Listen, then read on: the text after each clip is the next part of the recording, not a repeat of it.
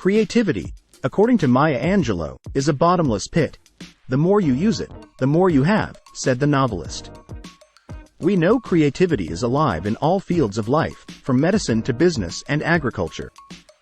But the word, which derives from the Latin creare, to make, is most often associated with the arts and culture, and is believed to have first appeared in the 14th century literary work, The Canterbury Tales by Geoffrey Chaucer. Creativity is the natural order of life. For Cameron, there is no creative elite, we are all creative, she says. And while she began life as a scriptwriter, and continues to write novels, poetry and songs, it has become her life's work to teach the many thousands from all creative fields who come to her artistically hampered by the demons of self-doubt and self-criticism, or claiming lack of time or talent. Julia Cameron's new book The Listening Path explores creative unblocking. Credit, Robert Stivers. Many blocked people are very powerful and creative personalities who have been made to feel guilty about their own strengths and gifts, she says. Her bedrock of creative recovery prescription is to write morning pages, 3 pages of stream of consciousness longhand writing accomplished on rising, when our rational, self-editing mind gets out of the way of intuitive inclination. The pages develop our creativity and encourage belief in our potential, she says. Cameron's new book, The Listening Path, The Creative Art of Attention, revisits those 2 tools, and adds walking, to induce aha moments of insight. Without sobriety, she says, she would have had to kiss goodbye to creativity.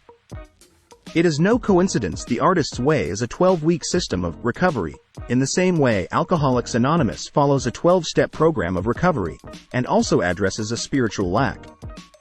Being endlessly curious was the key to the creative genius of Leonardo da Vinci. Credit, Getty Images. Cameron knows hers well. He even has a persona. Nigel is a British interior designer, for whom nothing is ever good enough. She's wrestled him out of earshot, to publish 40 books, and write songs and musicals despite having been pigeonholed the non-musical person in her family.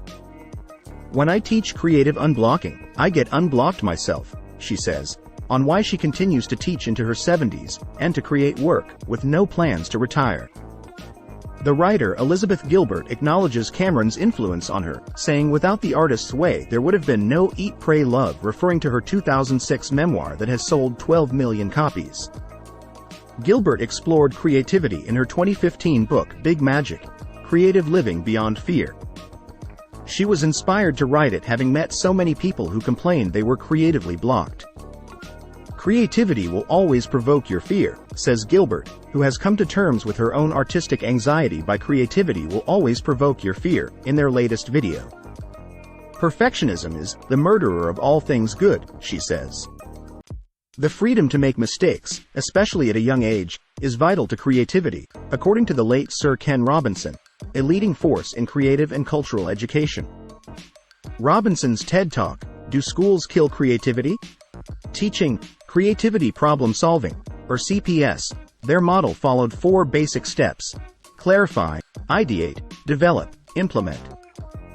Following in their footsteps, Dorte Nielsen has dedicated her life to help others become creative thinkers.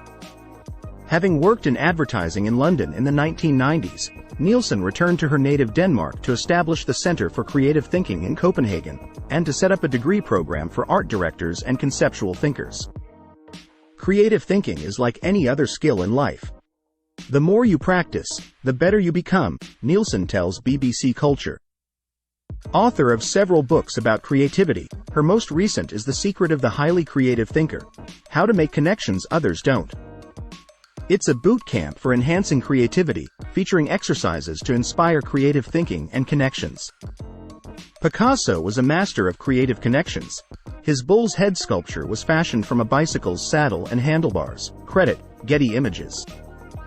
Highly creative people are good at seeing connections, she says. What part does the creative muse play?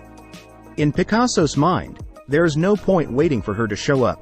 Inspiration exists, but it has to find you working, he said.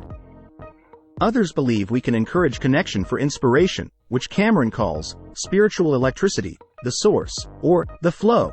The term coined in a 1990 book by Mihaly Csikszentmihalyi to describe being totally absorbed in a creative activity. He uses flow techniques to make his abstract expressionist paintings, some of which were recently displayed at London's Royal Academy of Arts. Young children are naturals at flow, he says, and make art effortlessly and without inhibition.